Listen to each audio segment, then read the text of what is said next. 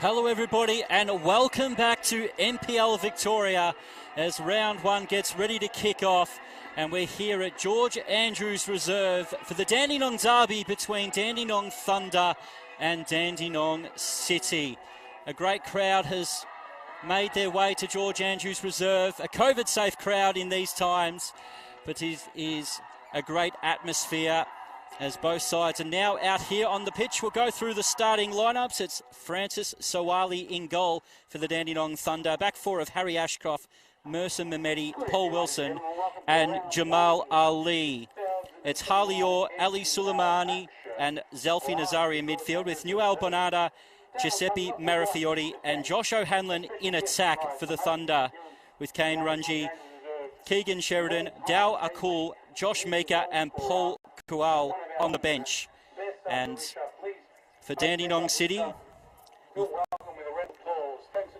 it is Yasmin Koranovic, back four of Luke Isles, Stephen Topalovic, Nadim Skindederovic and Liam McCormick, Gavin Denise, Nick Kalmar. Christian Carvalho has swapped Thunder for Dandenong City. Delano Farrow, Nur Sihadovic and Cody Maud. And on the bench, it's Liam Kennedy, Tom Potterides, Lucas Lavica, Jacob Brito and Braden Mann.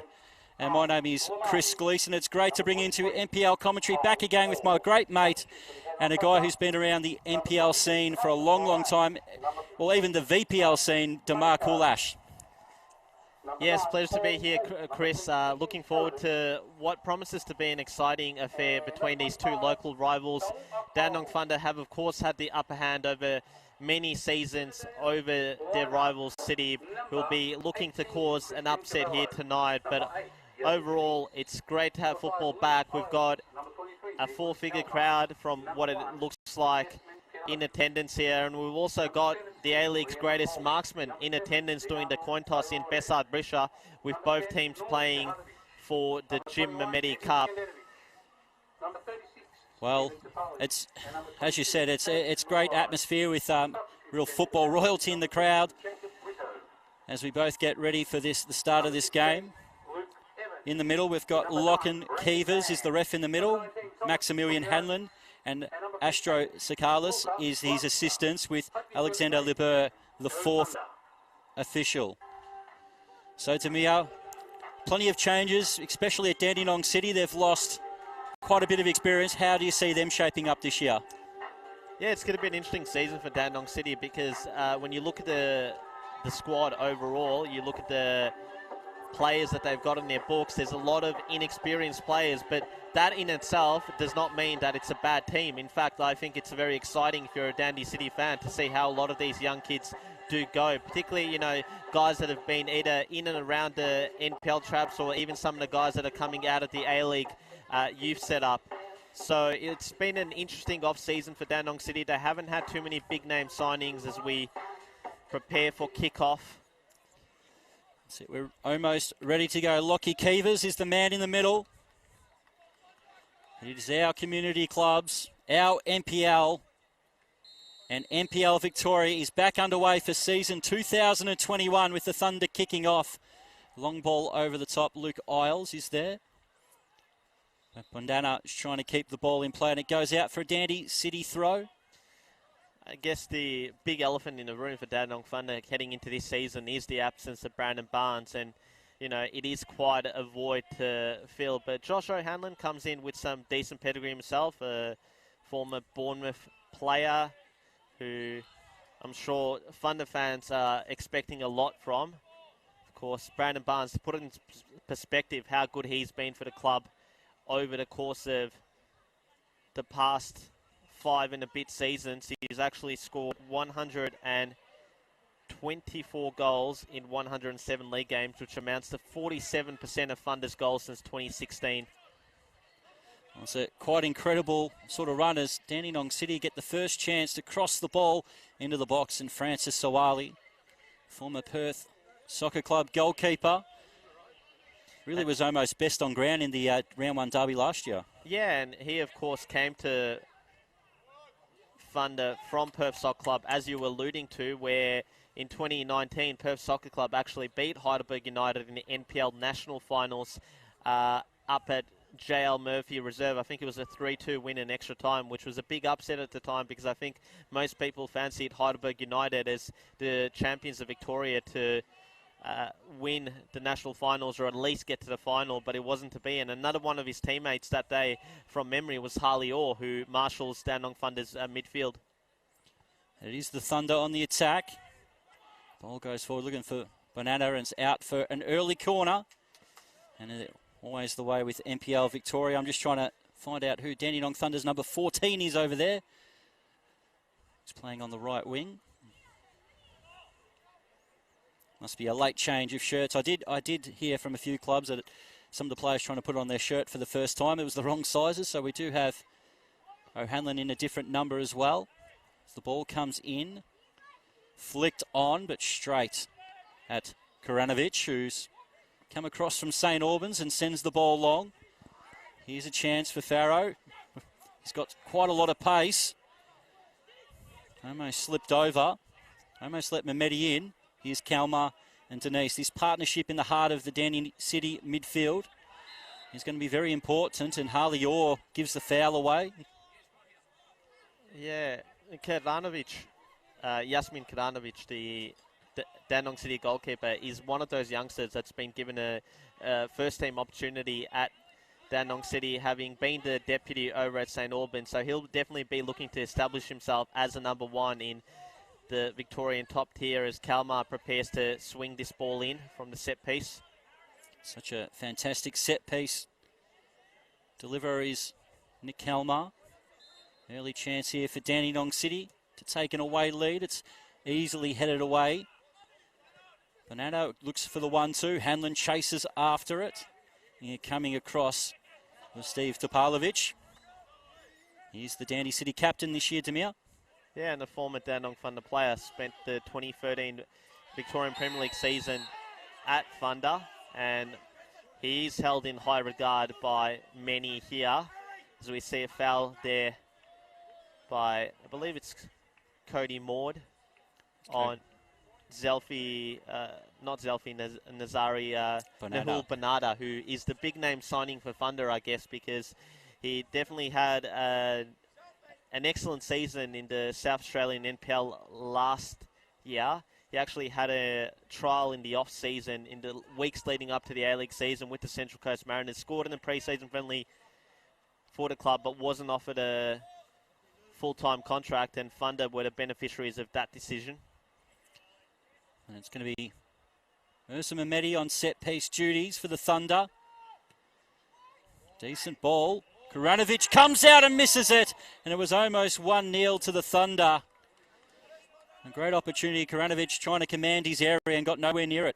Yeah, hearts in mouths moments for the young shot stopper and for Dandenong City there, but thankfully for them, it's an early reprieve, and there'll be one interesting facet of Dandenong Thunder this season is the set piece threat that they do have, because they do have a few tall players in their team. You look at Ashcroft and Keegan Sheridan, the centre back, and O'Hanlon, I'm sure, fancies himself as an aerial threat. Interesting, this man on the ball right now, Gavin Denise, coming back to Australia after a couple of years playing his football in the Portuguese third tier. He has come back and he's looked very solid in pre-season. As I said before, that partnership with Nick Kalmar is going to be so important to Dandenong City.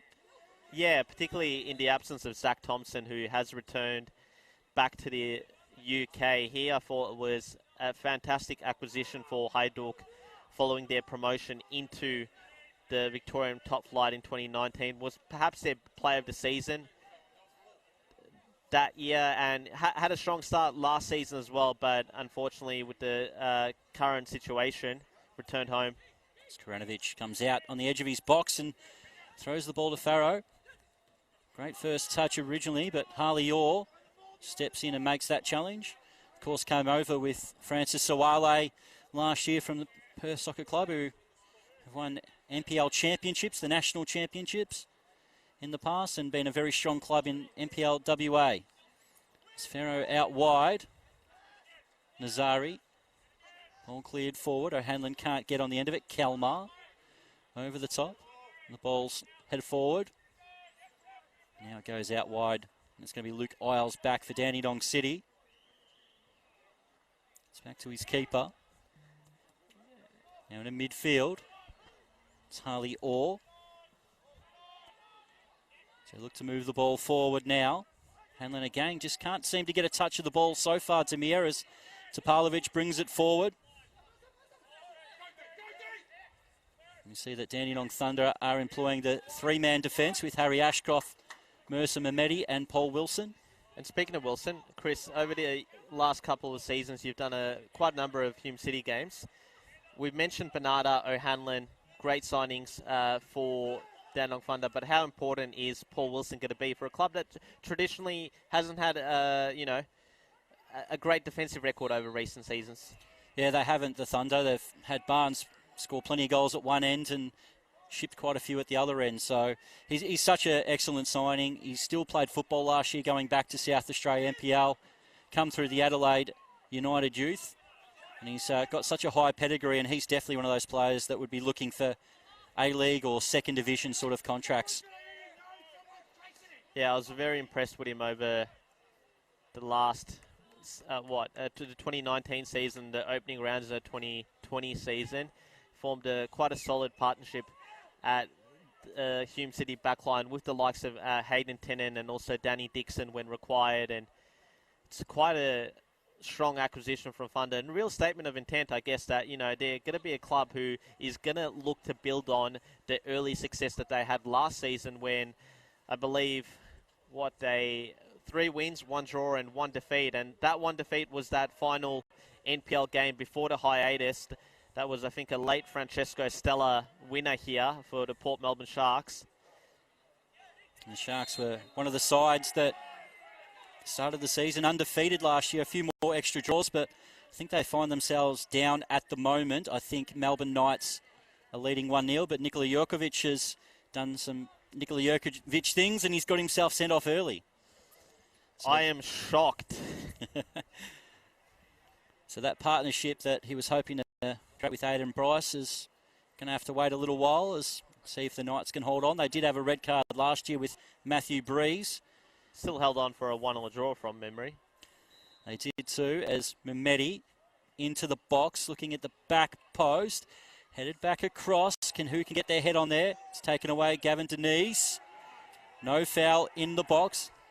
Bernarda, the Argentinian. And now Mehmedi trying to get onto that left boot. He's got plenty of numbers in the box. But Gavin Denise gets the ball clear. Promising start here by the Thunder. And Suleimani in midfield, and now back is Paul Wilson.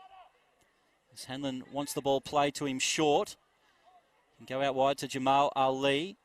Great bit of skill from Ali to get towards the box. And in the end, Dandy City get it back, and it's going to be Kalmar to lead the attack, but he hasn't really got many players ahead of him, and he's done well to slow things down. Interesting, you mentioned Argentina in the context of Bernarda.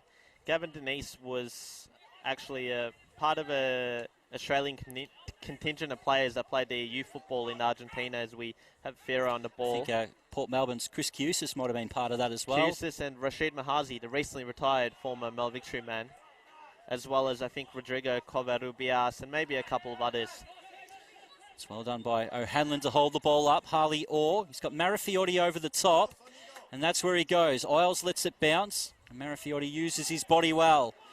Goes forward in a sliding challenge. He got the ball. In the end, it was a great recovery challenge there by Luke Isles. And Luke Isles scored in this fixture last year. I think it was him and Braden Mann, who is on the bench tonight. Both Tasmanian products. It's going to be another corner here for the Thunder. They're threatened so far. Harley Orr tries to chase it. Ashcroft on the turn. Karanovic with a save around the post. And he needed a big save there to keep the captain, Ashcroft, from the Thunder from taking the lead. That's a sharp save by Karanovic, who definitely looked more confident with that set piece as the Thunder prepare to take another one here. As the cross comes in again. Headed forward again by Ashcroft. It was well done there by Kelmar to head it out for another corner.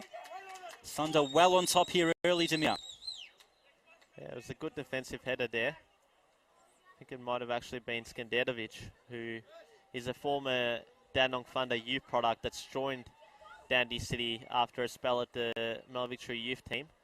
Big bunch of players. Flicked on at the near post, and it goes over the top. Jamal Ali looking to open his account for the Thunder.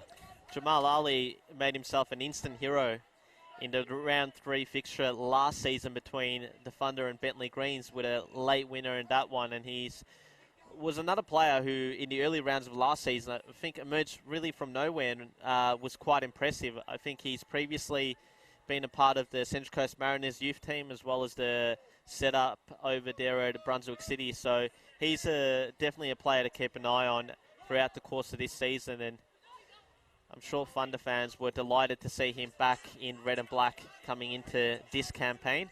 I guess one of the players to watch out for Dandenong City out wide is Delano Ferro. And if you've heard that name before in the context of NPL, it's because he did feature for the Oakley Cannons in 2016, more as an impact player for Arthur Pappas' men, who really struggled in the league, if you recall, but had a memorable run to the FFA Cup round of 16 before falling at the hands of Hume City in a thrilling 3-2 loss.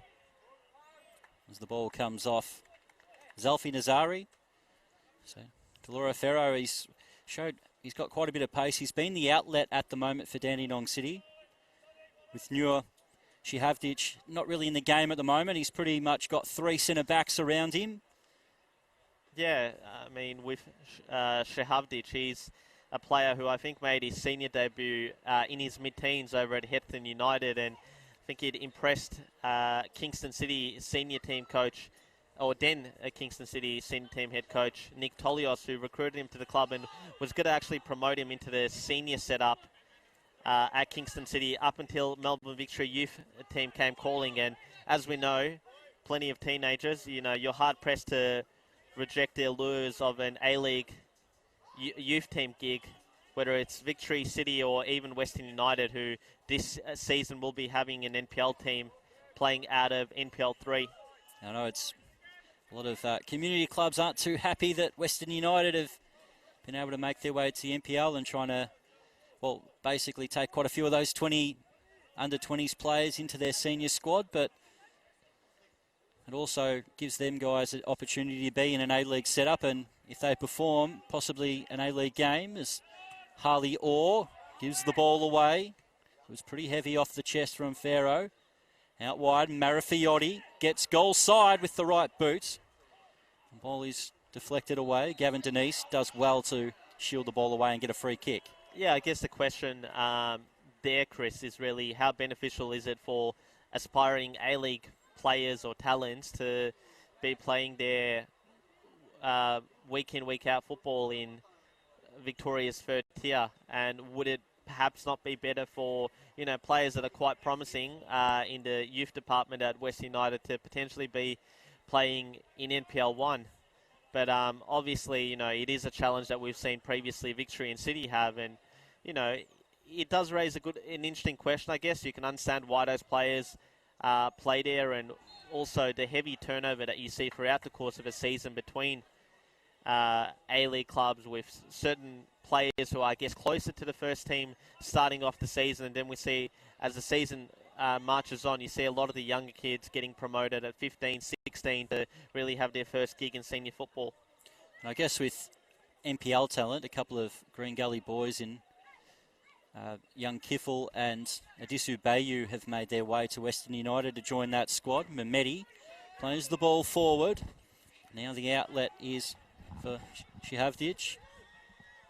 Sawali does well to backtrack and clear it. McCormick up in the air. And it's going to be Mehmeti to play it forward. Now Hanlon get on the turn. Trying to play it through to Marafiotti. Wanted a foul as well, but Isles will go back to Karinovic. And now it's Kalmar to try to set things up. Long ball forward. Pretty aimless in the end. McCormick trying to play it to Denise. And coming through is Suleimani. Ali goes forward. In the end, he just couldn't find the right pass. Suleimani, they've done it well so far. Here's Marafiotti. O'Hanlon's in the box. In the end, Marafiotti tried to go himself. Denise, not for the first time, he's in the box clearing it away for Dandenong City. Yeah, Denise is going to have quite an action-packed night partnering Kalmar in Dandenong City's midfield. The crowd has really built up here where, well over 1,000, maybe even approaching 2, which, as I am told, is tonight's capacity. Yeah, I think the capacity was 3, actually. I think it's been rated as a 6,000-seater stadium, from what I've heard. That's good. As these two... The more the merrier. As long as they're practicing good hygiene and, you probably can't socially distance that well here, but I'm sure, we're all clear. But yeah, it's also, we've got Optus Sport filming here tonight as well. I understand Don Bossi is also tuning in. So we've got a who's who of, I guess, not only the local contingent here, but also of Australian media with the likes of Dave Davudovic, Ben Coonan, Matt Winley, all tuning in. We've also got our fans watching on the NPL Victoria Facebook and YouTube stream, so make sure you drop us a line in the comment section and we'll try to get through to a few of them, Demir. Yes, particularly any discussion points, anything you see during the course of a game, whether it's, tactical or just any flashpoints and what your perspectives of them are. I think it's always one of the more interesting parts of the game when we have the fans voice their opinions. It's another opportunity here for the Thunder. Mehmeti's delivery was excellent last time. Maranovic very keen to try to get off his line and smother this before it is a chance to go to an opposition player. There was 3 Thunder players up. Or was at the back. It gets past him. Farrow with a great first touch. Now can he make his way through? Great covering tackle there by Suleimani. And the Thunder get it out. Also being informed by the Facebook notification that Brandon Barnes is watching the game over in the UK. So shout out to one of the best marksmen in the NPL in recent years. As Maud puts it into the box. In the end, the Thunder get it clear, and they get it out well because this is Marafiotti. And trying to move the ball forward is Bernarda. Plenty of Dandy City players around him, but in the end, he shows what great skill and quick feet he has. Zelfi Nazari. He's been more of an attacking player, playing a wing-back role today. And Dandenong City are looking to try to clear the ball out. Shiavdic, it's away from him. Bernarda again. In the end, it's a rugby tackle to stop him with Christian Carvalho. He's now been moved to this right-hand side. Been a bit quiet in the game so far as Carvalho against his old team. Once again, it's another free kick for Mercer Mehmeti. To have some tall timber going forward, that defence of Ashcroft, Paul Wilson and Harley Orr. All goes to the back post. Volleyed back in. Karanovic will be able to hold on to that. Got a few comments coming in with Daniel saying, loving the coverage, watching from Gold Coast, Queensland, where I'm sure the weather is a bit warmer than it is here. I think we're yet to have a 40-degree day in Melbourne over the course of this summer, and unless anything changes in the next 2 days, it's been quite a mild summer by the usual standards. So got a bit of love coming in for the 2 Perth boys in Suale and Orr from Jordan. As Tabalovic is fouled, as O'Hanlon thought he got himself a corner. Now, Chris, we do have Christian Cavallo out on our near side. Of course, you mentioned earlier that he did feature for Dandenong Thunder in 2019. He becomes the second player to cross that divide between Dandy City, Dandy Thunder in the NPL era. Who was the first? Oh, gee, that's a really good question. And I actually did have the answer earlier today, but I've gone blank. as Farrow goes forward. Can he get the chance to shoot? He tried to clip it over Francis Sawale. And it goes out for a goal kick. Oh, that is some information I did have now. You've got me thinking there, Demir.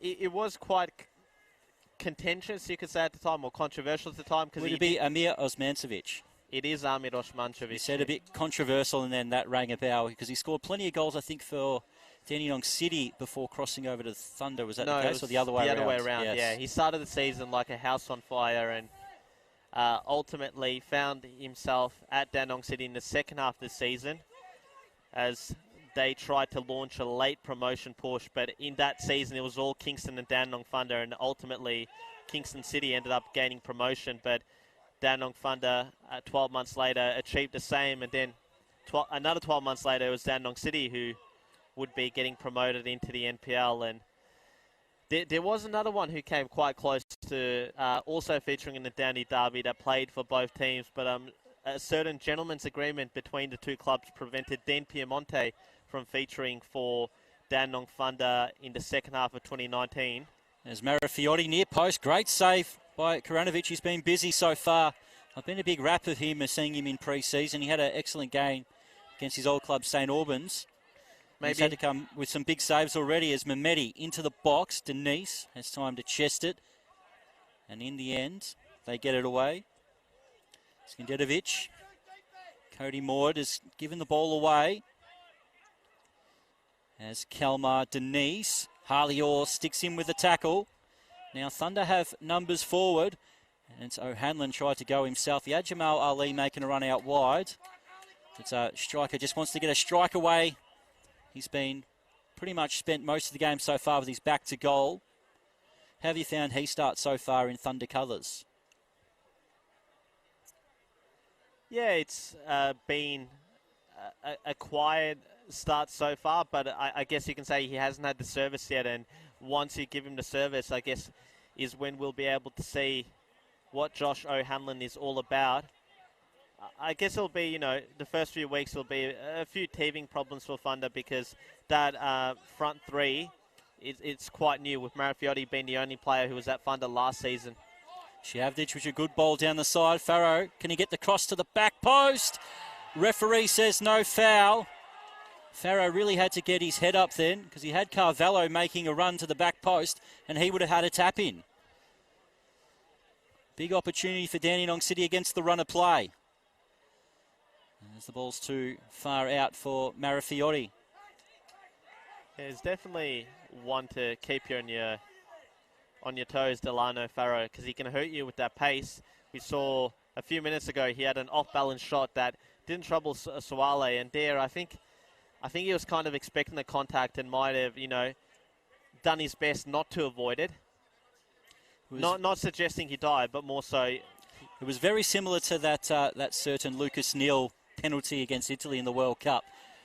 Farrow crosses the ball in near post, a scuffed shot. McCormick comes in again, and in the end, it's Paul Wilson who gets it clear for the Thunder. McCormick thought he would have scored. It was a scuffed shot, but it still almost crept into the corner, but Francis Sawali was just able to get a hand to it. Yes, if McCormick hit that cleanly, I have no doubt that it would have gone into the back of the net, but because he scuffed it, it slowed the pace of the ball and ultimately ensured that Sawali was going to get a hand on it and ultimately couldn't get there first. Karanovic once again, just if the flick on was any heavier, he would have been in trouble. Then he was in no man's land in his goal. As the ball goes forward, Cody Mode plays it forward. Farrow, Shavdic, back in. Here's Farrow again. This time he goes for the shot. Sawale makes the save, and the Thunder scramble it clear again. These are good moments for Dandenong City. There's Bonata and Nazari get it clear. O'Hanlon, it's headed away. Just cushioned down by Topalovic, and now McCormick and Denise. Heavy touch there and sliding in his Harley Orr. He really is a tough tackling midfielder, really made for a derby like this. There's Topalovic.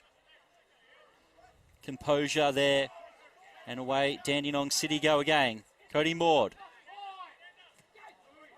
It's Farrow. They worked it out. Shavdic and now Delaro Farrow. Kalmar thought about the early switch but slows it down. Cody Maud, if he can keep that in, he can't. It's really been a good 5 minutes here by Dandenong City.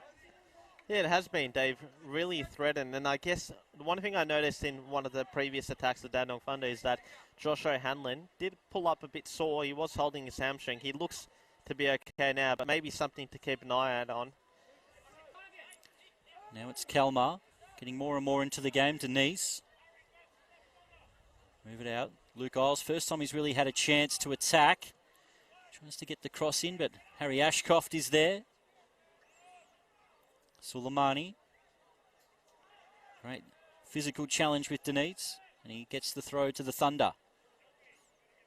Suleimani did join Dandenong Thunder at the beginning of last season after 3 seasons at Kingston City, where he's established himself in Nick Tolios' first team, having made the move across from the Box Hill United youth setup as we got Farrow on the ball here once again. Kalmar really growing into the game with Gavin Denise. Looking to push it forward. Farrow. Shavdic trying to cross it to the back post.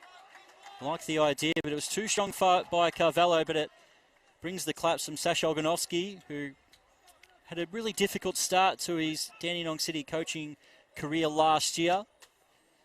Yeah, it wasn't looking good for him. I was there for those final 2 games, home games that they did play before the COVID break, which was against Heidelberg United and Avondale. I struggled to remember in what order they came, but against Avondale they were convincingly beaten. I remember Yusuf Ahmed scoring a spectacular solo goal, and against Heidelberg United it was a sole Josh Wilkins goal that proved to be their downfall, and they were a bit disjointed. They had a number of new signings who didn't quite make the instant impact they were hoping for. Guys like Troy Rutwin, Christian Santich, who they also brought over from Perth, Josh McQuiggan, an Irish import, and a few others, and it just wasn't working out for them, and ultimately who knows what would have happened had the season continued. Shouts to a free kick there, but like with many sides, you've been able to recalibrate things for the new season. You know, somebody like a George Katsakis is quite happy with the squad he's put together this year compared to what they would have put out on the park last year. So the first yellow card of the game given to Gavin Denise for a late challenge there on Ali Suleimani. In terms of sort of the teams that were hitting some form in those opening 5 games, I think you mentioned Port Melbourne already. Hume were 5 from 5. Thunder had 10 points from 15. Even St Albans got off to a great start. But considering that they were just merely hoping to stay up last season, and teams that I guess were struggling were teams like Dandenong City, Melbourne Knights, Bentley Greens had a slow start, South Melbourne were poor. Altona, of course, had a much different team last year than what they do this year, so it'll be quite interesting to see. And a high boot there by Marafiotti, but yeah, it'll be quite interesting to see how those sides realise that things weren't going so well. There's been quite a few changes in those sides. You look at St Albans as well. They've lost 7 or 8 players with a couple of big injuries too. Oliver Bassett is definitely one of them that has left St Albans, and he really looked excellent and really helped St Albans with that solid start last year. So it'll be interesting to see how they go against Green Gully. The side they were able to defeat 4-2 round 1 last year. That was the game, of course, where I think Jonathan Boonis put his arms on, was the referee, and ultimately got himself a lengthy suspension, as did Matthew Breeze in Melbourne Knights colours for his red card for that shocking challenge on Lockie Royce. Well, now it's a chance for Dandenong City. Carvalho gets the corner for Dandenong City. And the good thing for those boys is that those suspensions were null and void after the suspension of the 2020 season. So Breeze and Boonis, when he's now joined Northcote City, that he'll be available round 1. As were Avondale's points deductions as well. Now it's Dandenong City, the corner of their own. Carvalho near post. In the end, they were able to get it clear where the Thunder. Denise, the ball's taken away from him. Cody Maud, who's plays it forward. Not really going to get much out of a long ball to Delaro Farrow. So Cody Maud a couple of times has made some a couple of turnovers in that right back position. He spent a bit of time, I think, in Lithuania. Correct, Lithuania, 24-year-old right back, originally from Sydney, and I think he's one of 3 players at Dandenong, or young Aussie players that Dandenong City have recruited who have returned home from overseas, and I assume the current situation has impacted on their decisions to return. The others are Gavin Denise, who, of course, as we mentioned, was in Portugal, and also Alex Teleski, a striker who isn't featuring tonight, but he's come across from the Czech Republic. He spent some time at Victoria Pilsen, and I believe they actually might have another player on their books who has joined from overseas. So plenty of... Well, here's Marafiotti. Nazari on the outside. In the end, a pretty robust challenge there by Kandetovic. Marafiotti gets it back. Trying to play it low into the box, and then the ball's cleared away. So in the end, the Thunder attack has been stopped. As the ball's gone over, it looks like it will be a corner with Nazari. In fact, it will be a throw. Goes long into the box. Flicked on. Mehmeti charges forward. Great skill by Mercer Mehmeti. Can he get the cross in? Well, in the end, he slices it over the top. There was options in the box.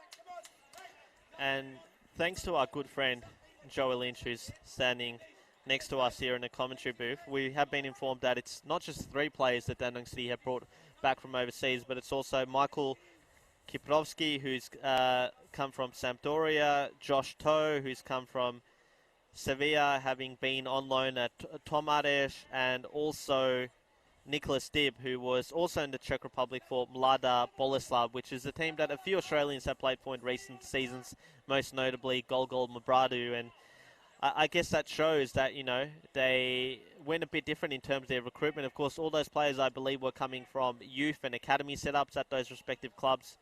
So it'll be interesting to see what they have to offer this season as Dandenong Thunder launch an attack. It is Bernardo again with the left foot this time. Dandenong City try to get it clear. Nazari nutmegs himself. And the ball now goes out wide. Here is Carvalho trying to play the ball through to Farrow through the middle. Ashcroft does well to shield it to his goalkeeper. Good communication at the back there by that new defensive pairing. Or all 3 of them in Mehmeti, Ashcroft and Paul Wilson. Mehmeti over the top. Bernardo chases it down. Koranovic clears it, but Jamal Ali's got a bit of time out wide. Urged on by the Thunder crowd. In the end, he step-overs himself. And now here's a chance for Dandenong City on the break. It's Christian Carvalho. Tries to get it onto the left foot. Carvalho looking for the top corner, but puts it well wide. Not a great finish by Christian Carvalho, but that was some ball by Nuk Shehavdic outside of his boot. Excellent to spring it towards Carvalho, who did well to beat the offside trap, but just couldn't get the finish right. The end product wasn't there. And Carvalho actually, back in that 2019 season, Thunder really struggled, and it was ultimately through the promotion relegation playoff and a Brandon Barnes goal late on that they sealed the survival in the top flight. But Carvalho had an excellent season. I think 5 goals in 23 games from left wing and also left back. I think him and Blake Carpenter shared both positions, and I know the club was very disappointed that he didn't see out the season, because they really could have used him in that playoff final. Ultimately, it didn't matter because Barnes got that all-important goal, but he's another player that tried his luck over in Europe, and his brother Josh recently... As Denise tries his luck from range, it did have that awkward swing in the air and bounce in front of the goalkeeper, who collected it well. I was just about to say that Christian Carvalho's younger brother, Josh Carvalho, recently swapped Western United for Adelaide United. Bad back pass here. Kalmar got the touch out of his boot, and he looked like he was going to strike it. Nalfi Nazari did well to clear the danger, and Ashcroft comes through with a big 50-50 challenge with Cody Maud. And the ball's going to go out for a Thunder throw, much to the disgust of the City fans. Over the top. Good touch there by Skenderovic. Now Carvalho. Looking to find that outlet. Kalmar turns back into trouble, and Harley Orr wins the ball back again. Going to find a teammate. This time he hasn't got his challenge right. And Harley Orr, well, he slid in a few times. At the first one he missed times, we'll see him with a yellow card.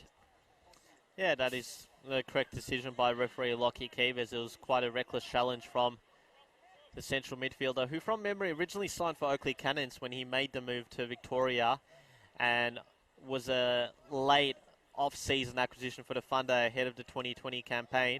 Interesting to see Ferro and Carvalho have swapped sides now, and I've been impressed with young Nedim Skenderovic at the heart of Dandenong Funder's defence. He's partnering the more experienced Stephen Topalovic, and he's definitely held his own, and it's a big opportunity for him because Nathan Cook, their off-season acquisition from the Casey Comets, previously of Green Gully, Northcote, Pascoe and Preston Lions. He's injured, as is young Dom Chep. Well, young Shep played a really good game against St Albans in that practice game, and a big sliding challenge, a 50-50. Unfortunately broke his leg, so he's going to be out for a while. O'Hanlon. Best wishes to him and his recovery. O'Hanlon does well to fight for it, and again, it's Harley Orr who slides in. This time he can pick the ball up off the ground, try to play it through.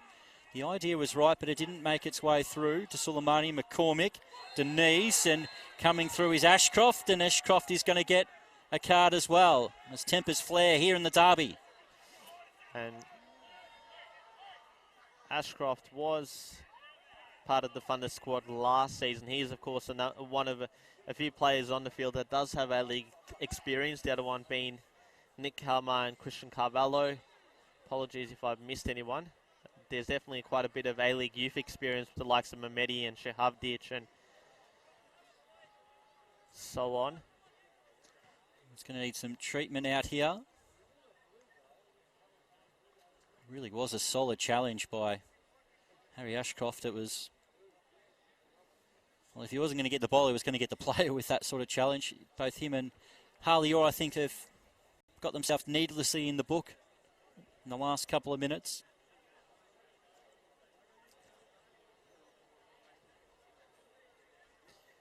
Yeah, they'll be on a tightrope for the remainder of the game, and I think that can always happen. These fixtures, these derby fixtures, have the potential to get fiery. I believe Nick Kalmar did get his marching orders in stoppage time last season, just before Brandon Barnes scored that winner. And I think in 7 previous meetings between these two teams, that's been one of only 2 red cards. The other one was Andy Jerez, who got sent off in the very first encounter between these two sides in the NPL era back in 2016, and that ultimately led to a convincing 4-0 win for Dandenong Thunder, where Amir Osmancevic scored those 2 goals to get his Dandenong Thunder career off to a great start. I think Veton Kochari scored the first one. It was a cracking volley from memory. Kalmar takes it. Unfortunately, McCormick was able to pick himself up, and Shavdic is swung a boot at that, and Francis Awale didn't get there in time, so he was able to make contact. Could have been a great opportunity over his shoulder, albeit very difficult.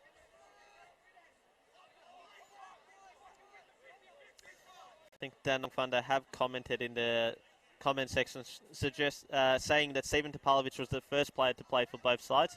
He was indeed, but I think his time at the Thunder preceded the NPL era because it was in 2013. There's been quite a lot of love for Jacob Brito, who's on the Dandy City benches. Sasha Ognovsky gets himself on the wrong side of the referee here.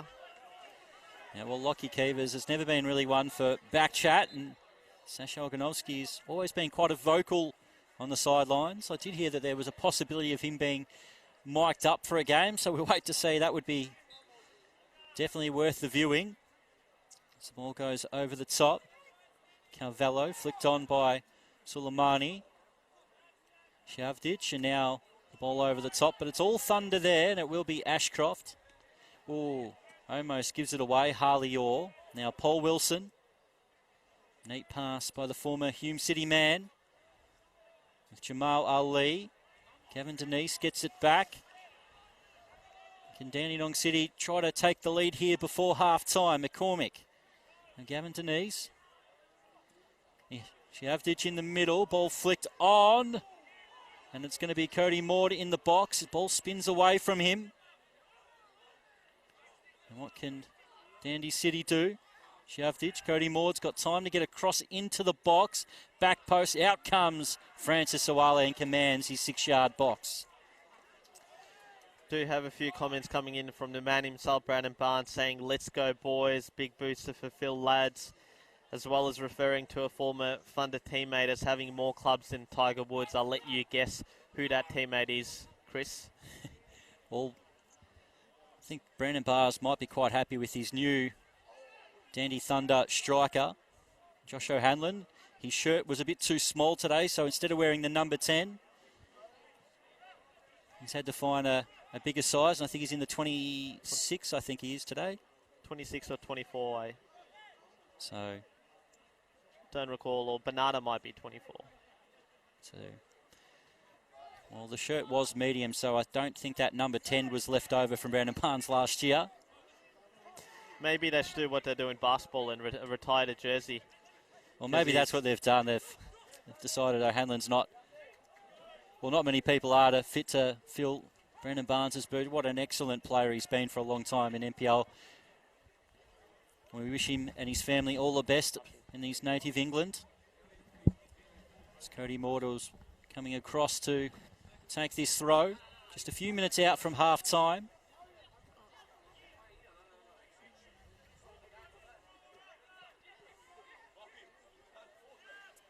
Denise lets the ball run.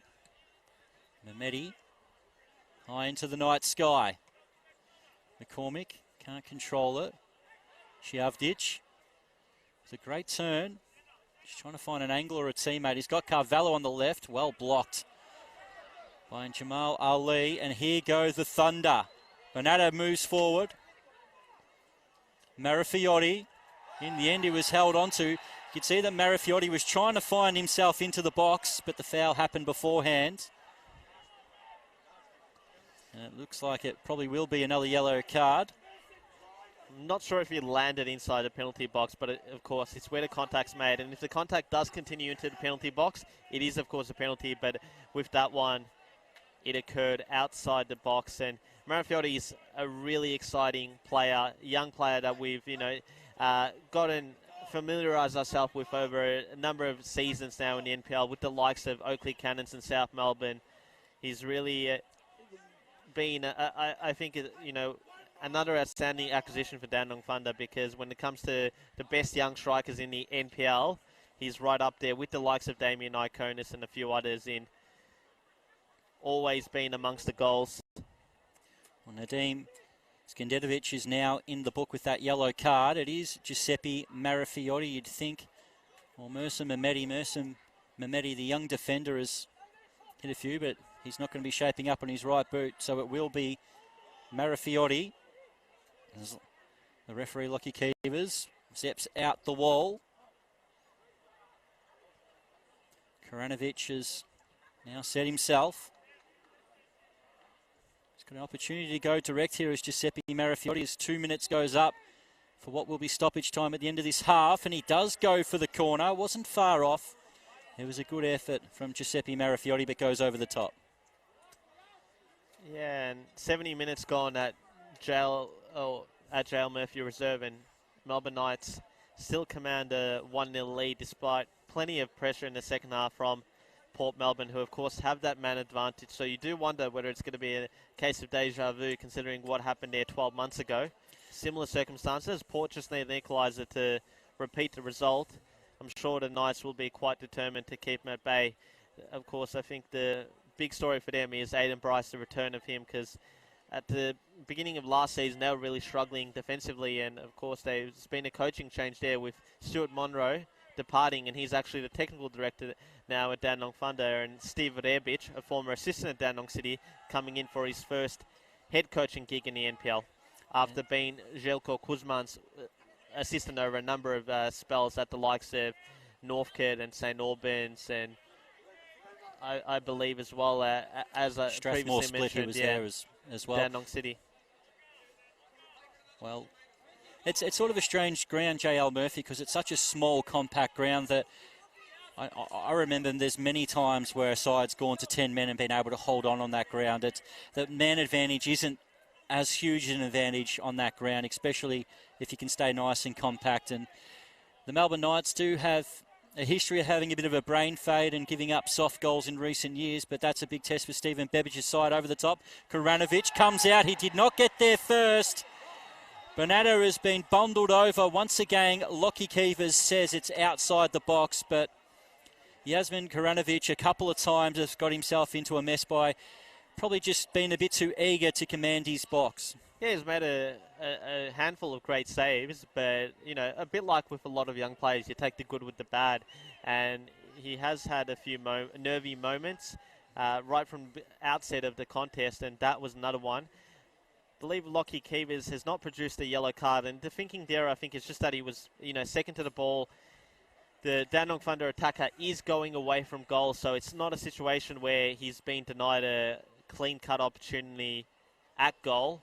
And Kadanovic might be a bit fortunate in some eyes to get a yellow card, but it wasn't anything more than that. Well, looks like they're going to try something a little bit more fancy. Mercer Mehmeti this time is stepping over the ball.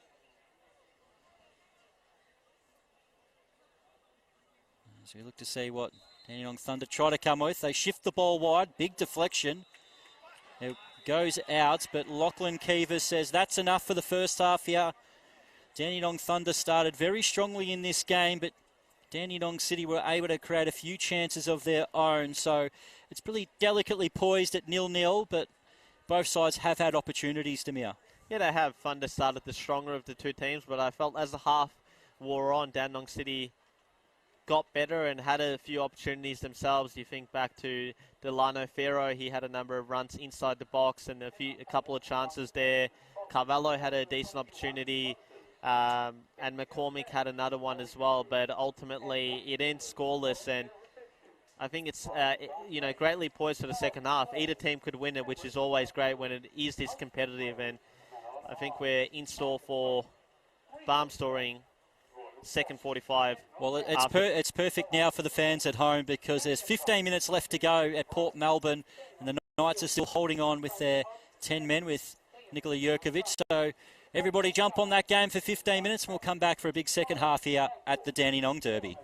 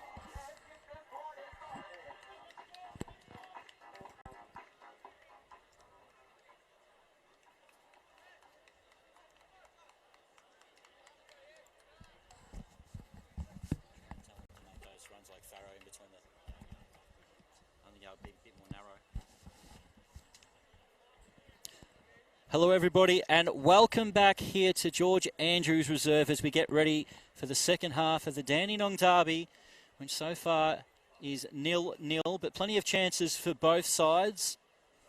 Francis Sawale and Yasmin Koranovic have done a great job in goal so far for their respective sides. We're just about ready to kick off. It is Dandenong City in the white. In the black and red stripes, it's Dandenong Thunder, the home side. And we are underway. It is City. My name is Chris Gleeson. We welcome back on the comms Demir Kulash. Fortunately, wasn't at the canteen at halftime. Bit too long of a line for me, Chris. That's it. I always have that beer and Javapi or Suva, whatever ground we're at. I always try to get there early and get that done before the game. It's very hard at halftime. Cross into the box. It is Francis Sawale.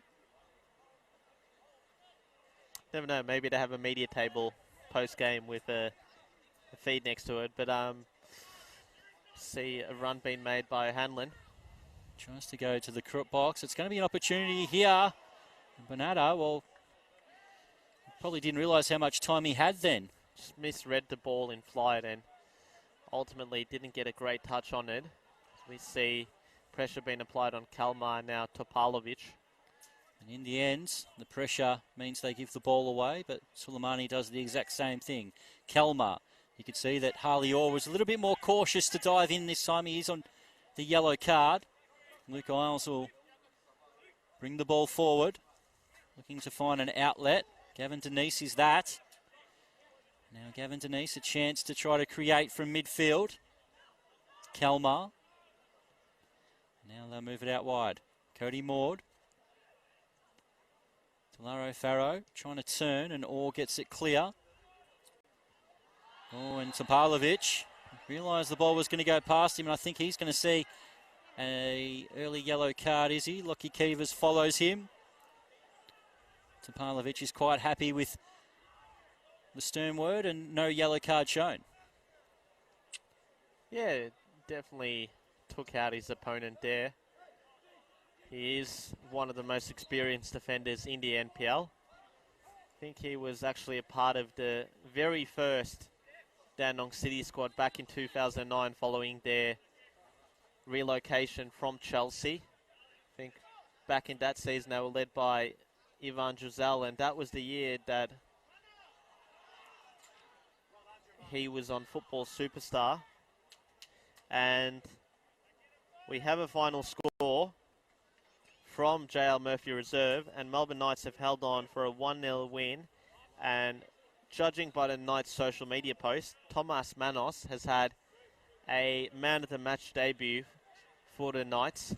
Pulled off a number of great saves in the second half. So a team that had a disastrous start to the 2020 season gets 3 points from their first encounter of 2021, and a team that had an undefeated start loses. Well, Hanlon, sliding challenge. He did get the ball. Lockie Keevers.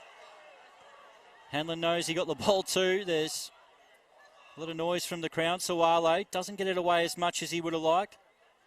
Shihavdic looking to turn. And the Thunder get it back. Suleimani over the top. Marafiotti tries to play the ball over the top to himself, and he's done well to get past Luke Isles originally. And the foul has been given. Lockie Keevers has said that Luke Isles has held onto him as he flicked it over his head in an earlier move. Tried to pay the advantage. Yeah, Isles looked flabbergasted, but then again, defenders, when they do commit a foul, often do to try and sell, I guess, the shock of the decision being made. But yeah, Topalovic used up all that experience that he does have to win the ball from O'Hanlon. It was a risky challenge. Could have easily ended up with a caution had he not collected it. Well, it's another great opportunity for the Thunder, who have looked dangerous on set pieces. It will be Mehmedi. Young Mercer Mehmedi. The big crowd behind that goal. The cross comes in and Dandenong City through Kalmar get it clear. Delaro Farrow trying to chase the ball down. And in the end, the ball spins out harmlessly for a throw. So Nick Helmer on defensive duties to get that clear. And we do thank and welcome all the fans that were watching the Melbourne Knights versus Port Melbourne stream. There might be a few happy Melbourne Knight fans jump on now, and a few Shark fans a bit disappointed they were unable to get back in after having most of the game with an extra man advantage. Bernardo has given away the foul. Yeah, and I guess if you're a Knights fan, you'll be hoping for double the joy for tonight, and if Dandenong City gets all 3 points. Of course, both really struggled, and in terms of the three Croatian-backed clubs, it was really St Albans that had a great start last campaign, including a win against Melbourne Knights, but they'll be relieved. And you see Fero, ball attempted to be played in team, and a great first up win for Steve Bebic in that role as Melbourne Knights head coach. He's assisted by Diego Ferreira, the former Melbourne Victory and Dandenong City man. It's one of the young up-and-coming coaches that we're going to have here in Victoria. Spent a bit of time with the Melbourne Victory as well in his youth. He's got a cracking goal against the Phoenix, I remember too, Diego Ferreira. I think I was there that day at that game at Amy Park. I think that was during the Mehmet Durakovic, Juma Jilton season where Harry Kuehl featured for the Victory. So that was pretty much one of the memorable moments in a pretty poor season for the Victory. Former Melbourne Victory man, Bessart Barisha, now Western United man, he's in attendance tonight. And speaking of Western United, Gavin Denise actually trialled with Mark Ruden's men prior to his signing at Dandenong City. And I do wonder whether Western United assistant and former Dandenong City head coach Ante Moric might have had something to do with that, given, you know, the close ties between those two parties. Maybe he might have recommended Denise to the City hierarchy. I know Sasha Ognovsky did find it a bit challenging in terms of player recruitment over the course of the off-season. Bernardo moves the ball forward as the Argentinian, and now they move it. Zelfi Nazari, can he try to find the ball, the right ball into the box? He can, and Dandenong City get it clear. Shihavdic, very isolated. The only option he really had was the crossfield ball to Carvalho, and he has played a few decent balls tonight, but just couldn't get that one right. Yeah, correct. There was that one in the first half outside of his boot to Carvalho, who beat the offside trap and fashioned probably the best opportunity for Dandenong City in that first half, as we see Maud up against, I think that's Zelfi Nazari into the box, and it's away. Or now Mehmeti plays it out wide. Nazari and Bernardo going to work out wide on the left. They've combined well so far here in the second half. The Argentinian and the Afghani. Now Harley Orr. As everybody's quite back deep for Dandenong City. They get it clear. Paul Wilson's going to charge and try to get this. He did get there first, and now he's got to chase again. As Wilson, in the end, couldn't keep it in play and couldn't get the throw as well. But good effort there by Wilson. Yeah, and he's going to be, as I think we mentioned in that first half, very important for Dandenong Thunder as the season goes on. They are a team that has struggled defensively. In fact, I'm not sure if you recall, but his first game in Victorian football was ground for Hume City in round 1 in 2019, where Hume City absolutely demolished Dandenong Thunder that day, 4-0 from memory, and really was a sign of things to come for Wilson in Hume City colours. Defensively assured, as we see Sam Almazi almost missed that, attempted to control up. He's one of the more animated coaching characters, Sam Almazi. His first full season after taking charge of 5 games last campaign. As Cody Maud has got his wires crossed for Deloro Ferro. Not for the first time today. Francis Sawale. Doing some pre-game research, and no coach has actually managed in more than 2 Dandenong derbies, both Almazi Ognovsky in their second one tonight, and the only player who featured in every Dandy derby in the NPL era since 2016 actually called it a day during the off-season, and that was Dandenong City's Sean Filipovic, their ex-captain, who, alongside another homegrown favourite in Stipo Andrijašević, retired. I guess with Sipo, unfortunate, he's coming to another knee injury as Denise is on the ball. Denise goes across the box. Deloro Farrow almost got on the end of it. What a pass that was by Denise. As you see his pace there as he chases the ball back. Thunder trying to get away. Zelfi Nazari trying to play the ball forward. Almost got its way through to Marifiotti, but Karanovic this time outside the box was able to clear it. Suleimani plays it through. And Topalovic will take it away for Dandenong City. You can see that Dandenong Thunder aren't committing a huge amount of numbers forward on these counter-attacks as well. Every time Dandenong City get the ball back, they look at 5 or 6 players well positioned for the Thunder. Now they've got a bit of an overlap here, but the pass couldn't make its way through. Now Jamal Ali plays it through. Touched there by Marifiotti. Topalovic with great strength and great composure wins it back. Now Gavin Denise, who's growing more and more into this game with Kalmar. Denise once again. They find each other. Denise trying to find a shooting range. But Ali Suleimani, well, in the end, clears it. Both sides pressing forward, trying to get this first goal of the season. Carvello, Wilson away. And Marifiotti will pick it up for Dandenong Thunder. Carvello with a sliding challenge, and it does deflect back off Marifiotti, and Danny City get the throw.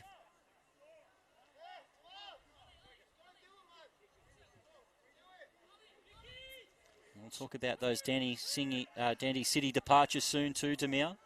You've mentioned a few others, who, likes of Troy Reuven and Adrian Layers also, I believe, retired as well.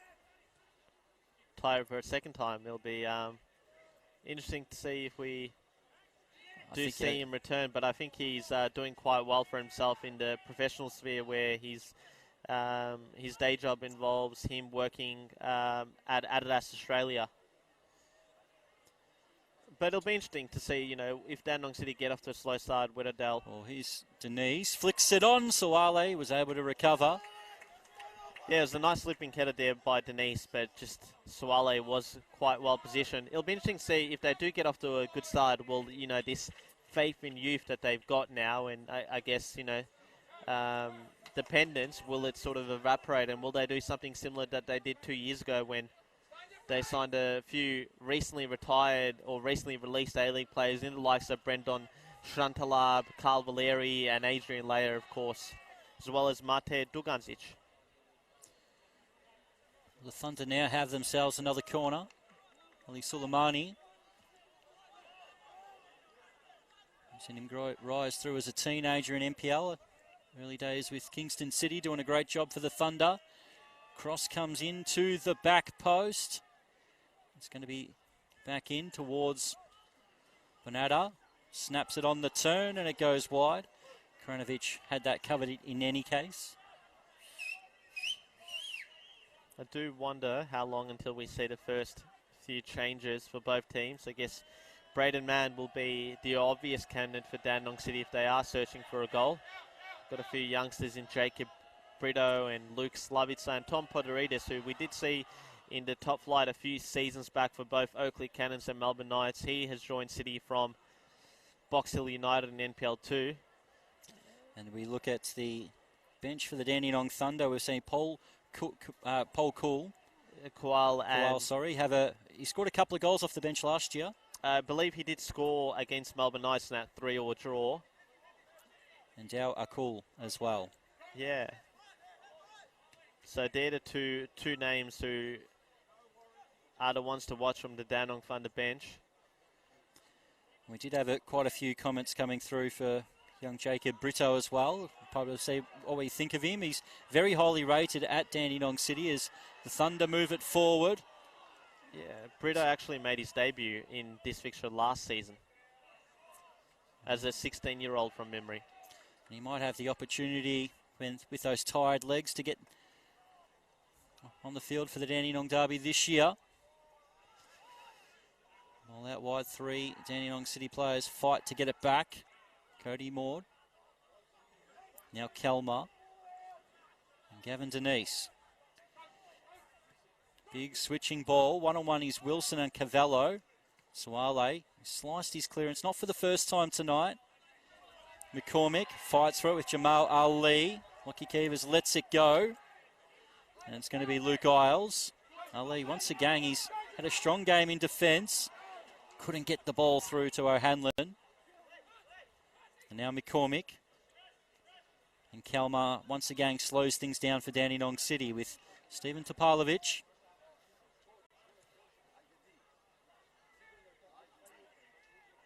Great turn by Topalovic, the veteran.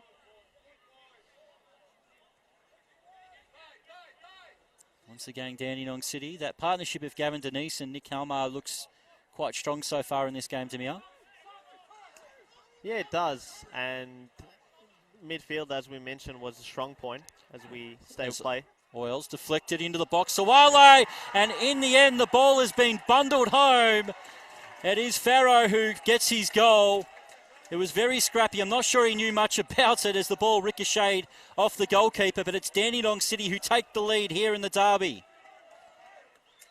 Yeah, and Farrow did his job there, continued his run, followed the ball through, and was just a bit quicker to the ball than Suale, who was a bit hesitant, and that proved costly in the end. And what a start to his Dandenong City career for Delano Farrow. Delano Farrow, Francis Suale.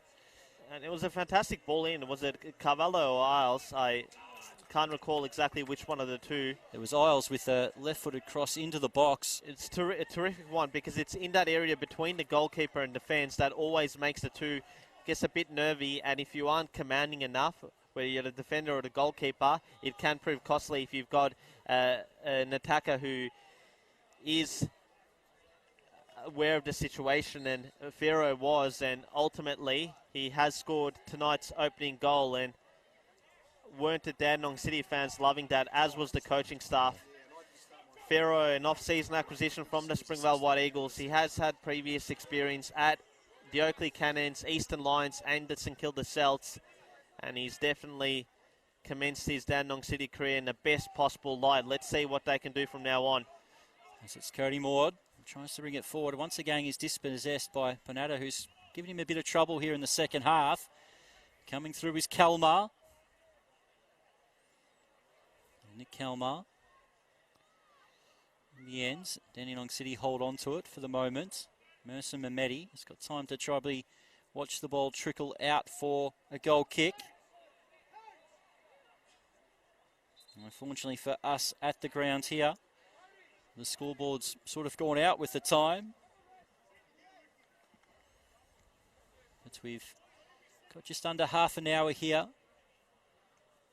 to see if Dandenong Thunder, who have created chances but just haven't been clinical in the final third. That's the missing link, that Brandon Barnes normally finishes chances and creates quite a few for his side. But at the moment, the attack just hasn't worked for Dandenong Thunder.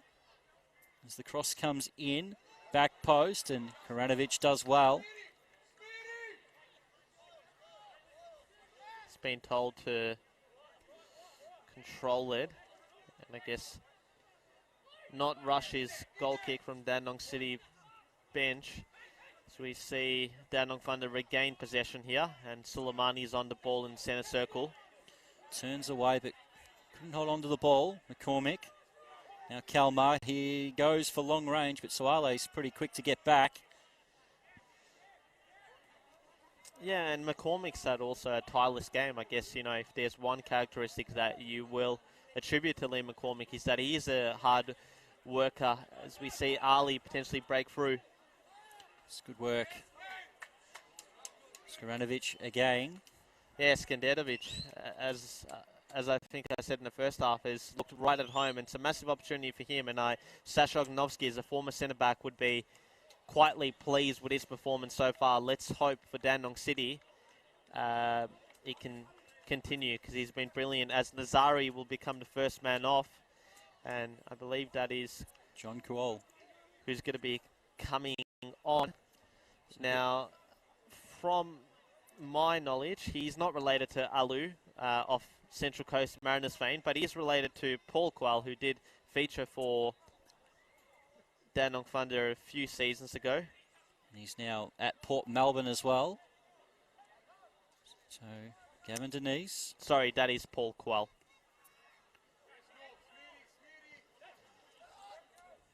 Dandenong City, Gavin Denise. Carvalho. And the ball goes forward. Here's Ashcroft, who I believe is now being pushed more to a midfield role, and they're going more with a back four, Dandenong Thunder. They did have the three centre backs, with Ashcroft was in the centre. With that rejig where Nazari was playing as a wing back, it looks like Paul Kuol gets the chance to go up top.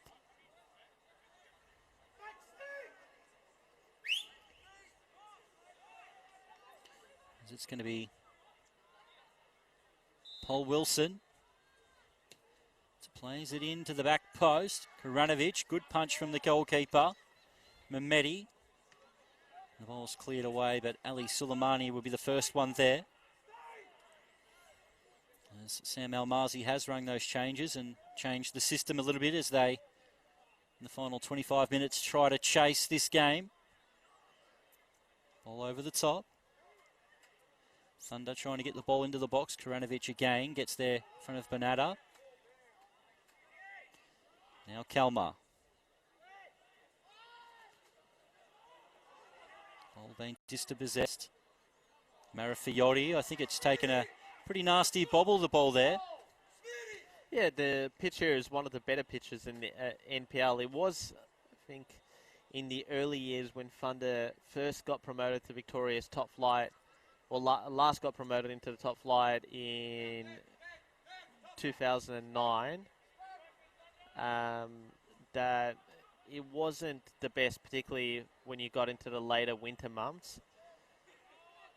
Of course, that was during the VPL era. They did go back down, go back up a few seasons ago, as we established in the first half, where these two teams were both in NPL 2. Now, Flying Kais City go for another attack. Shavdic just gets dispossessed.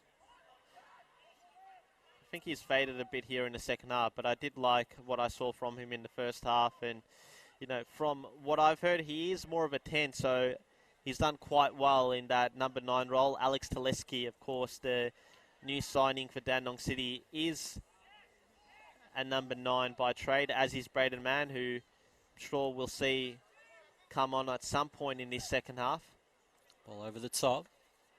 Miles off the chest. Now Denise. Kalmar lets it run. And Jamal Ali does well to stop the ball, making its way to Christian Carvalho. He's had little moments in the game, but hasn't been able to get on the ball as much as he probably would have liked. Pretty commanding there by Cody Maud in the air. There's the ball out wide. It's going to be Ashcroft. As the game's gone into just a little bit of a lull now with Harley Orr. Out wide, Jamal Ali. Dandenong City hold on to this 1-0 lead at the moment. Pretty aimless ball there by Harley Orr. Now Wilson. And as we see, Dandenong City put a lot of numbers behind the ball now, Demir.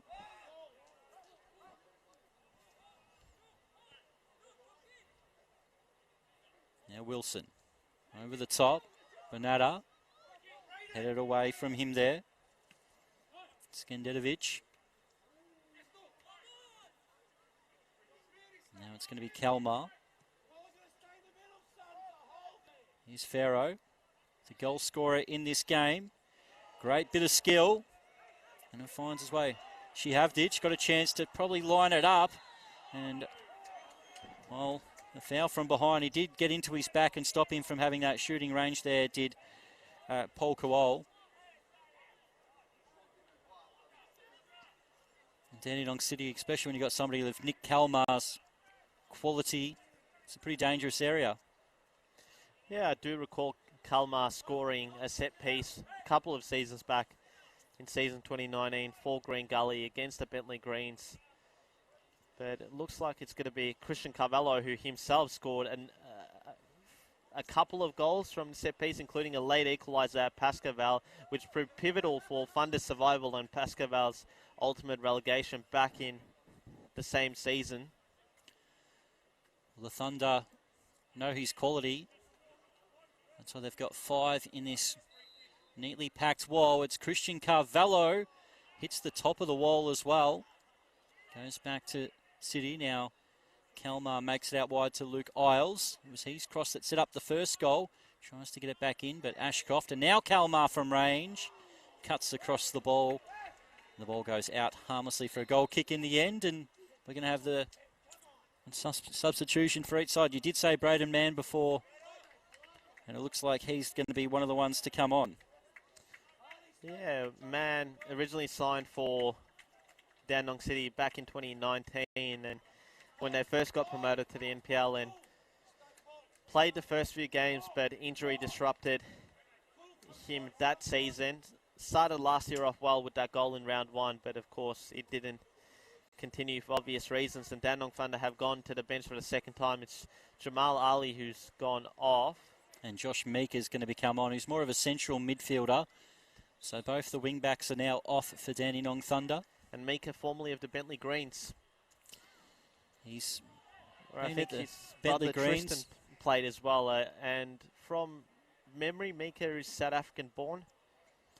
Yes, he is. And he did trial, I think, at Port Melbourne a couple of years ago. Almost got on the senior list there, but he's made his way to Bentley. Played a lot of the under-20s, I think, for the last couple of years. Yeah, and prior to that, I think he was like a few of these Dandenong City players playing youth football in Europe, I think in Spain, from if memory serves me correct.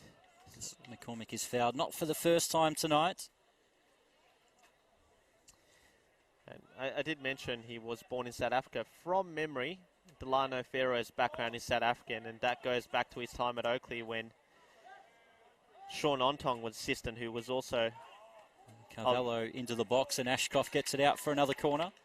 Of a South African heritage. It's interesting, Dandenong City have really stepped it up here in the second half, and the Thunder have not been able to match him. And I think if you're Sam Elmazi, that's the most disappointing thing, because he is a coach that wants his team to go all out. It's Carvalho. Crosses very, very deep, and the fact that the ball is swung in from outside behind the byline, so a wasted opportunity for Dandenong City. There's plenty of big games too over the weekend, Demir. Yes, there is, of course, the big derby between the two traditional powers in South Melbourne and Heidelberg. That one's been moved to Jack Edwards Reserve, if I've been informed correctly. It's going to be interesting to see how many they can pack into Jack Andrews Reserve. It's going to be an amazing atmosphere, nonetheless. But it'll be interesting to see with the restrictions how many they can fit in.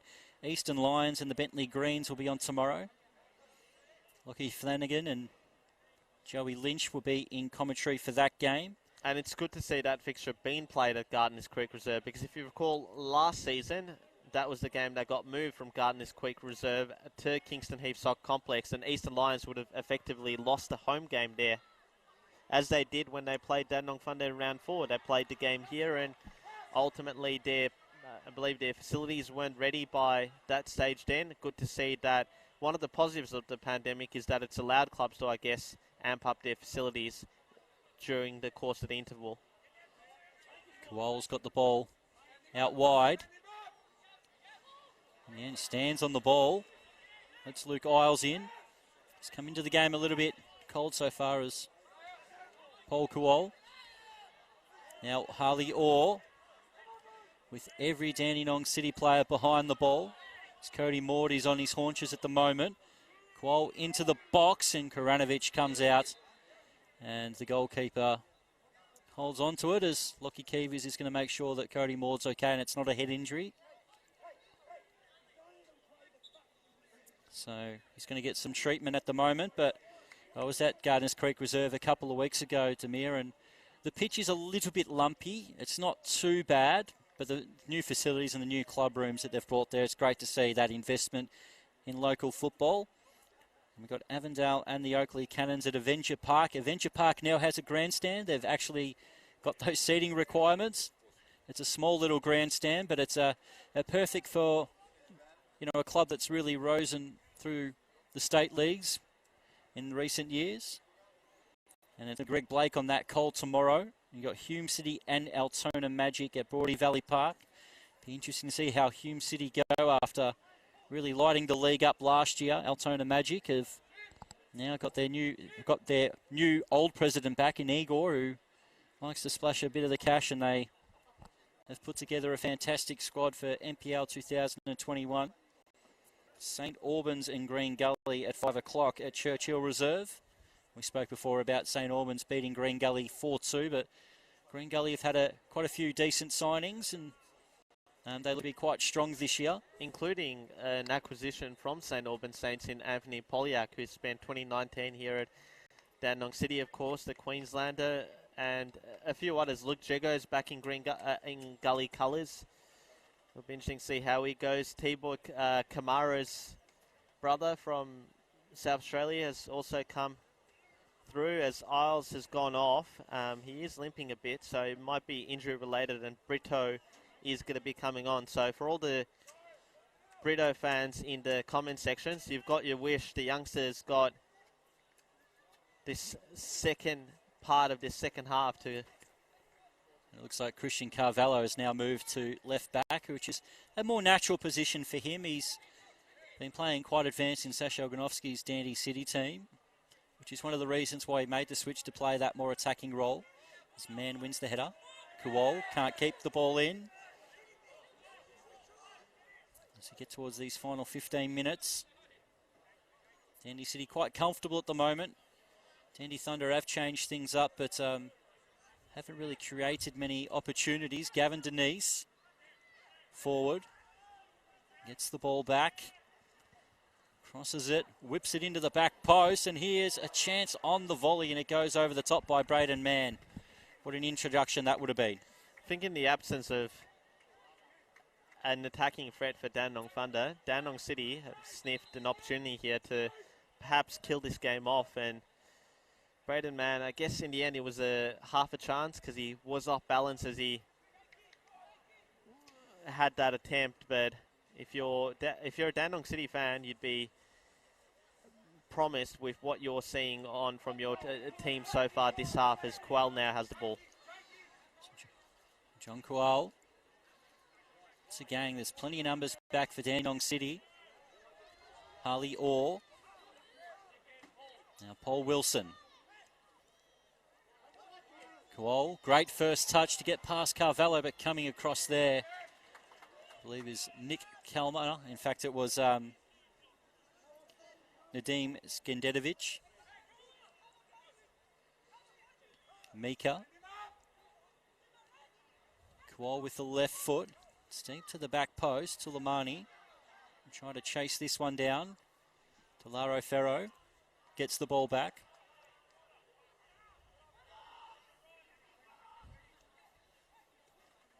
Into midfield. Paul Kual is pretty hefty challenge there by McCormick. He's been on the end of a few of them himself.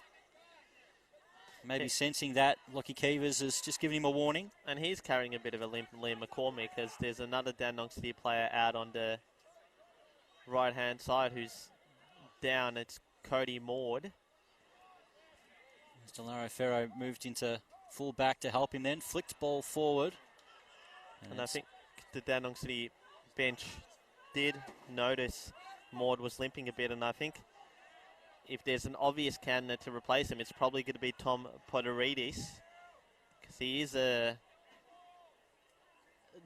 defender who can play across all four positions. But at the moment, Semi Simic, the Dandenong City assistant coach, is talking to Josh Urbina, who has taken off his bib, and he's going to be the one who's going to be coming on here and replacing Cody Maud, you'd think, as the Dandenong City physio prepares to enter the field to see if Maud can continue on. It does seem like he will be able to do so, but will the bench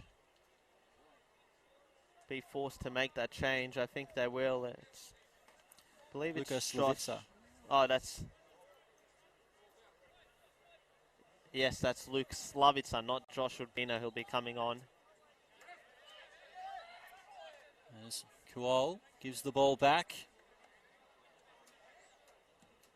The ball's cleared long. Here's a chance for Brito. Ball's out wide. He can't keep the ball in. Now that change gets to be made.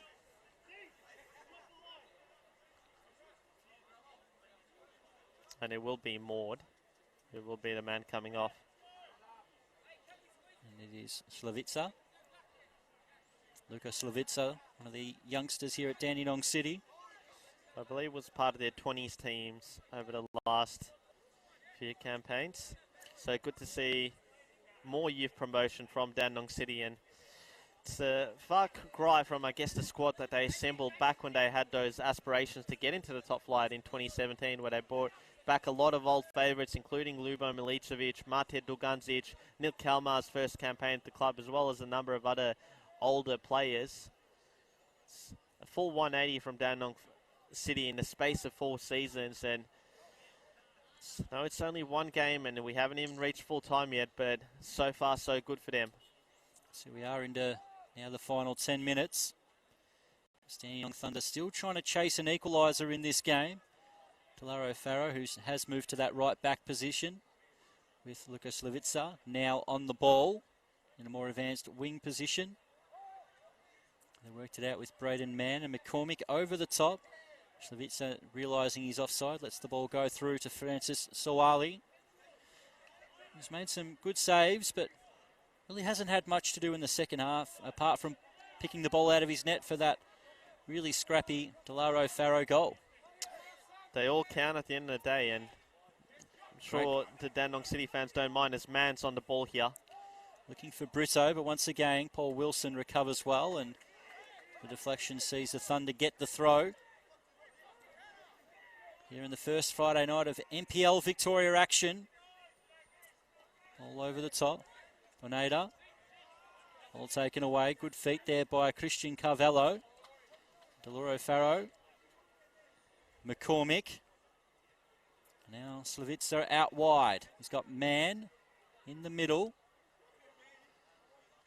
In the end tries to go around his opponent and gets in a mess with Mercer Mehmeti, who... It's a big year for Mercer Mehmeti. A few years ago, I think he was on a Joey's training squad back in the day, and he's still very young, early 20s. I think he represented the Joey's in a number of youth tournaments. Was, as I think you've alluded to there, on the books of Melbourne City, and ultimately made the decision to come back to Dandenong Thunder, which was his junior club. It's a club that his father used to play for. He's been an excellent player the last couple of years as Dandenong City in search of the second. It's flicked on to the back post. And Kuol will get there first. Plays it up the line. O'Hanlon has worked very hard all night. Just hasn't had too many opportunities in front of goal. It's been a very well organised Dandenong City side tonight. Dandenong Thunder definitely started the stronger of the two sides, but been able to make the most of that. And gave Dandenong City time to settle, and as the game's gone on, Dandenong City have definitely been the stronger side here in the second half as Koranovic sees the ball into his hands again. Now, just for clarification, we're still doing 3 subs in NPL? Yes, we are still the 3 in NPL Victoria. Not like in the A-League where you can make up to 5 substitutions in 3 different intervals. It is the Thunder. O'Hanlon is in the box waiting for delivery, which in the end never came. It's excellent defending from City. Now it's out wide. Lukas Slavica. Mehmeti just showed his experience there against a younger Slavica. Now he's got the chance to try to cross it into the box. It's going to be a card here. He's just going to tell him to walk away, actually. I think he's recognised that he's a young kid who's just come on and might be a bit hot under the collar. It's blown up a bit, though. It's definitely shown a bit of aggression as Lukas Slavica. He does set up an opportunity for Dandenong Thunder. Maybe a set piece is their best opportunity to get an equaliser in this game.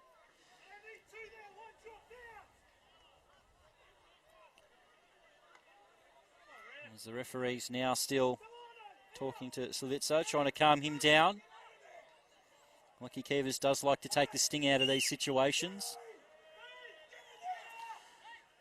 As we're in towards the final 5 minutes, George Andrews reserve. A big set piece opportunity with a big crowd behind that goal. We've seen Brandon Barnes in years gone past bring Dandenong Thunder back from these positions. Can they find a new hero? Ball goes up in the air. Koranovic misses it. Took a deflection. Shouts for handball. Lockie Keevers waves them away. Paul Wilson was quite animated with that. I must say I didn't see a hand. I believe the call has been changed from a goal kick to a corner kick. So there must have been some sort of deflection, maybe off a shoulder on its way through. But Ali Suleimani get ready to take this corner. Ball goes very high, very deep. Dandenong City get it half clear. Mika gives the ball away. Slavica couldn't make his way through. Cole. Now Mehmeti will be the first one there. Needs support. Deflection in the end works its way back to Francis Uwale. There's the Thunder. It's pretty close to kitchen sink time now, Demir, to get everybody forward to try to force this equaliser. Yeah, and I guess if you're Sam Almazi, the concerning thing is you haven't really offered much in his second half in terms of clear-cut chances. And how many times have we said that over the years when Thunder were chasing games? I guess when you had someone like Brandon Barnes, it was rarely ever a problem because he would make those runs off the defender's shoulders that would either open up space for his teammates or find its way to him. And ultimately, that's missing here for Thunder tonight. But you got to give the likes of O'Hanlon and Marafiotti some sort of service, and they just haven't done that. Well, maybe Suleimani can try to do that here. Deflection. Sees it out for another corner. As the crowd behind that goal are really cheering their Thunder side. And it will be Suleimani. He's gone quite high with his corners so far. Plenty of numbers in the box. Ross comes in, looking Harley Orr. Koranovic got a hand away. Panetta back into the box. Here's a chance for Marafiotti. Deflection, and then it's sliced wide by Harry Ashcroft. In the end, bodies thrown at it there from Dandenong City. And they hold on this time. 2.5 minutes to go before stoppage time. Be interesting to see how many minutes we do get. I believe Dandenong Thunder have one more change to make. Not sure if they'll use it. With Dandenong City, Brito, Slavica and Mann have come on, so they've used up all three. There's some tired legs in there, particularly in their midfield where Denise and McCormick have ran their socks off. There's Wilson a couple of times commanding in the air against the younger Brito. Brito couldn't control it this time. All forward. He'll get another chance and into midfield. Marafiotti trying to find a Thunder player further of the ball. He's had to go sideways and then backwards as Dandenong City were quite organised in getting back. Marafiotti is fouled. So another opportunity for Dandenong Thunder to send everybody forward, trying to force this equaliser. And it will be Mehmeti. Not much time wasted here from the Thunder. It's Paul Wilson who's won a couple of big headers in the last couple of minutes. You can already see on the board that it might be 5 minutes that will be played soon. Into the box, Harley Orr is there. Koranovic again with a strong fist. Brito will be the first one there. With the deflection, Bonato will keep fighting and gets the foul. McCormick giving him a bit of lip. And so Hanlon who chased that one down. We are having a few light exchanges in the comment section between former teammates Rodrigo Vargas, Brandon Barnes. Brian Orr, great coverage, boys. Shout out Harley Orr from his dad in Perth, watching with great interest. Zois Galanopoulos, former Thunder player, reckons no BB, no Thunder, going to struggle to replace 20 to 30 goals a year. And Zois was a great foil for Brandon Barnes in years gone past too. Scored the first goal of the 2018 NPL season from memory against the Bentley Greens. Brenton Ray enjoying the call so far. Thank you, Brenton. Brandon Barnes wondering, are we going to ignore the terrible mustache that Lockie Keevers, the referee, is wearing? Well, Brandon Barnes always comes up with the best little comments, doesn't he, there? It is a decent moustache there from Lockie Keevers as 5 minutes goes up on the board. Brandon Mann fighting for the ball with Orr. It's probably held on to there, Gavin Denise. Trying to slow things down, and so's Mann making a pest of himself. And the Thunder move it forward. Here's Marafiotti.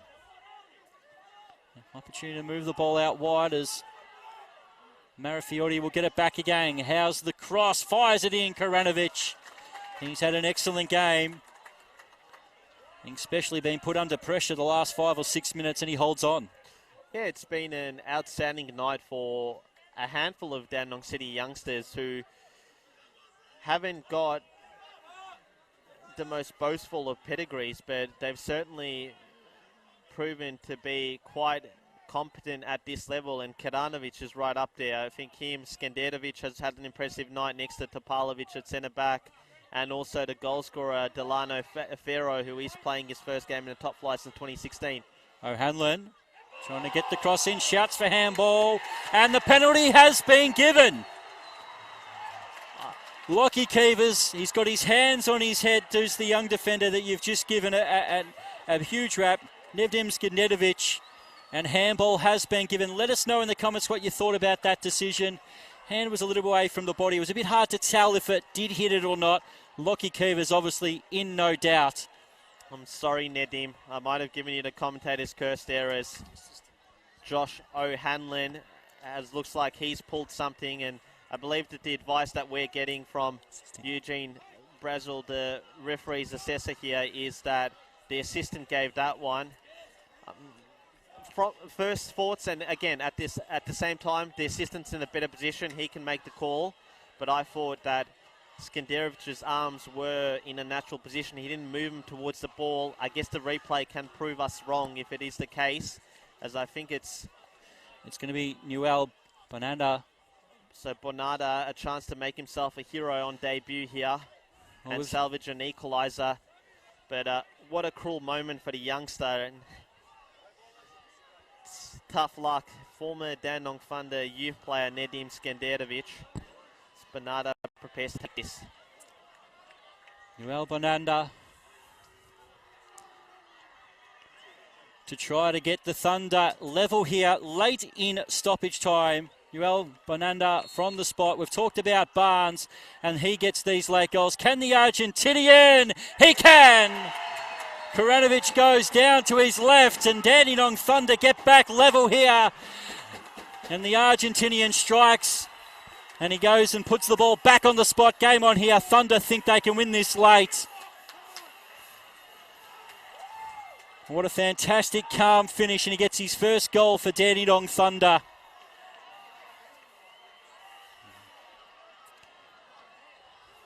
As the ball's now back onto the spot. With only a few minutes now remaining in this game. Bonanda scores the goal, and Dandenong City kick off. Ball forward, Brito with a strong header. The Thunder get it back. Here's Ashcroft trying to move it out wide. Suleimani moves it forward. Fernando's still moving forward. The sliding challenge, and the foul has been given. What a late burst this has been by Newell Bonanda. Yeah, Bonada, the Argentinian-born playmaker, has definitely given Dandenong Thunder a spark here in the last few minutes, and they're now looking like the more likely to snatch all 3 points. And if you're Sasha Oklenovsky, you'd be bitterly disappointed with how the last few minutes have gone. the twists and the turns here of NPL Victoria. In fact, no foul was given with that. It's out for a throw. There's the Thunder just trying to look to try to get it into the box, and Mehmeti this time was fouled, and they do get a free kick. As we're very late in this game now. As Dandenong Thunder looking for 2 stoppage time goals to take an unlikely 3 points.